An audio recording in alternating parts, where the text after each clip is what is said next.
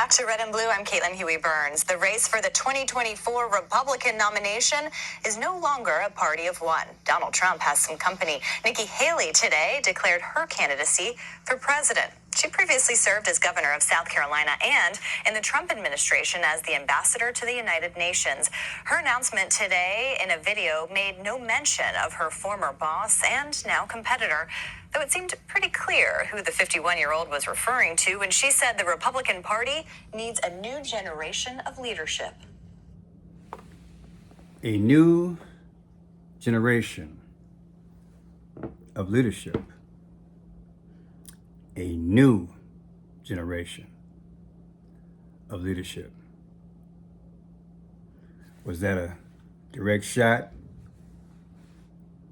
Undercut? What was it? I'm Friendship Pearson, and welcome to my channel. February 17th of 2023. Happy Friday, 11:34 in the a.m. Hope you guys have a great weekend, and I will see you tonight, 7 p.m. Central. Do a live meet and greet and spend some Bible time together. But yeah, Nikki Haley in the house, former ambassador, worked directly with Trump, former governor. I would think she knows the ins and outs of politics in Washington and governor and how to bring in money and campaign. And yeah, she qualifies, wouldn't you think? Where do we go, America? Where do we go? We got Trump out there, her out there, you got DeSantis, maybe a few others, right? It's good to have competition, don't you think? That way you can drill down and narrow down the race, right? The dog pony show, so to speak, whether it's Republican or the Democrats.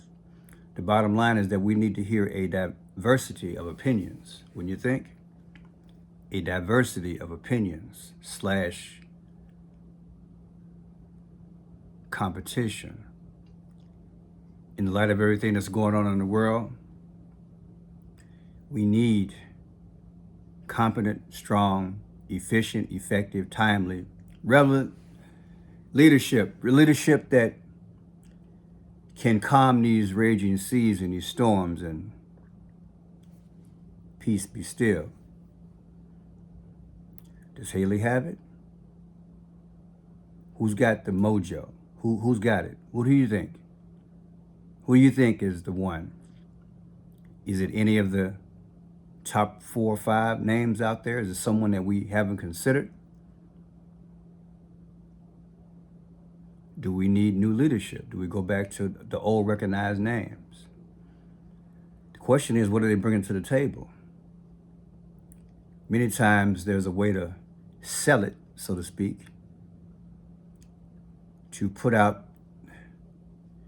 to the public just why you're running,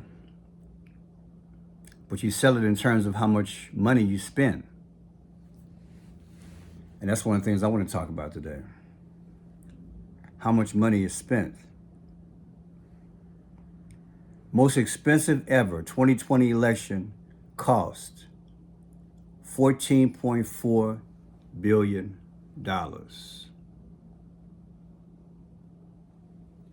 Most expensive ever. $14.4 billion. It's a lot of money, right? Makes you wonder, is it influence or is it an election? Is it an influence or an election? Political spending in 2020 election totaled $14.4 billion, more than doubling the total cost of the record-breaking 2016 presidential election cycle. I guess I could stop right there. More than doubled. I guess you got to throw in the cost of inflation. So still almost double, right? That's according to Open Secrets analysis of the Federal Election Commission findings, Open Secrets previously estimated that the 2020 election would cost around $14 billion. The extraordinary spending figure makes the 2020 election the most expensive of all by a large margin. The pricey presidential showdown between Biden and Trump was funded by an unprecedented number of small donors giving online and billionaires who wielded tremendous political influence over the last decade. Wow. An unprecedented number of small donors. Is that how democracy should work? Wow, I mean, just wrap your mind around that. So, if I'm interpreting this right, over the last decade, donors also fueled record spending in congressional races, capping off 2020 election with the all-time most expensive Georgia Senate runoffs. Now my question is, you heard about campaign finance reform. Because if you have X amount of millionaires and billionaires putting it out there in relation to the public, how does that mount? Gotta do a follow-up on this video here. Trump's campaign raised $774 million. Trump raised over half of his money from small donors giving $200 or less, a stunning figure no other presidential candidate has matched. Trump continued raising money long after news outlets called the race for Biden, raking up campaign cash he could use to influence the future GOP, while the presidential election drew a record 5.7 billion. Congressional races saw a stunning 8.7 billion in total spending. That's a lot of moolah, people. Let's look at a number I had on file here. We're talking midterm, the one that just passed. What, in August? The midterm spending alone, cost of 2020, the federal elections tops 8.9 billion, a new midterm record. So the midterm had a record of 8.9 billion, and the presidential was what I say, 14? Yeah, 14 billion. People. So, who are these politicians? Are they able to credibly represent us? Quote unquote, if there's too much influence / spending from certain groups, millionaires, billionaires, or whatever. In other words, do we have a balance in terms of having these politicians' ear? It's not necessarily to say just because you give that much money, you will have an influence over the president, his or her decisions. But a lot of people do think that way. Special interests, groups, the PACs, the lobbyists,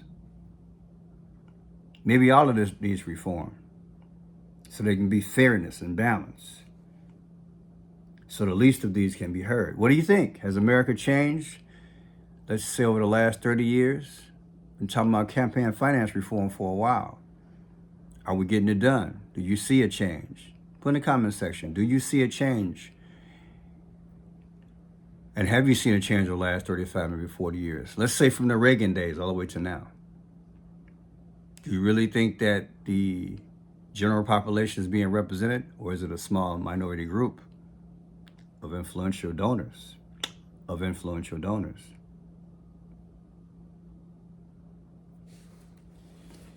Got a lot to look at, America. Like I said at the beginning, whether it's Nikki Haley or whoever will get the nod. We should all have their ear, as one thing says, fair and balanced, because the stakes are high, arguably equally or greater than any other time in American history. We're 200 and so many odd years old. We're still young as a nation, and we find ourselves in turbulent times. The powers that be, the ones who have this money, and the general population, my question to you is, do you think that they're in sync? That is, do they have the same mind thoughts?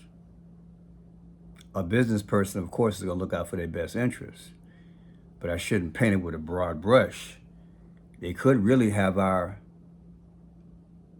best interests at heart. It would take a long, cumbersome research to find that out. But what do you think?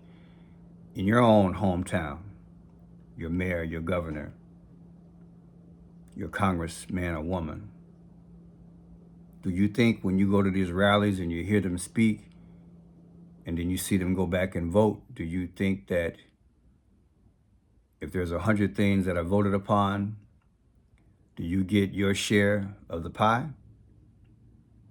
Or do the heavyweight legislators and super PACs and people who have got the money, they have more influence than the general population? That's something that maybe should be on the ballot. Tell me what you think. What type of changes, if any, does America need to make this republic work and work for us? After all, it is called We the People. I am Friendship Pearson. If you like this work, please subscribe. When you hit the subscribe button, hit the black button on the side, the notification, and then it will give you an option. Once you see the word all, hit that, and that we're guaranteed to get the notification. If you can donate to the Cash App I have. It's $, my name, Franchot P, $FRANCHOT P. I appreciate your love offering. Got a lot to think about, people. We're, a year plus away from another showdown, as they say. It might be between the same guys again, or it might be, who knows, Nikki Haley. But whomever it is, remember, pray, get out there, let your voices be heard. Because America is that light, that torchbearer from New York. Amen.